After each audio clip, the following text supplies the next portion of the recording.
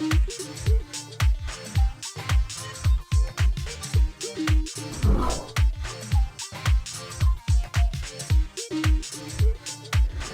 used the 3D printer. I had a student that did an honors project that she printed up the molecular structures for DNA transcription and translation and used those in the class in order to teach those concepts. I also printed up some blood typing models to use for BIO160, and the transcription translation models I used in BIO181. Well, one thing I love about the 3D models is that we're looking at something that's at the molecular level that they can't see.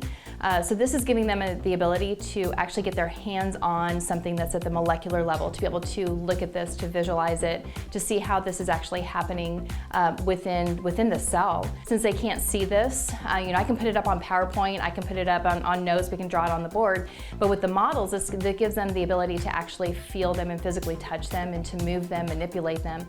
So it gives them a manipulative in order to teach the content as they're learning the material. My student that did her project for the honors project, one thing I told her, I said, try to find something that's difficult to conceptualize, that we are having trouble with, and that's where she came up with transcription and translation.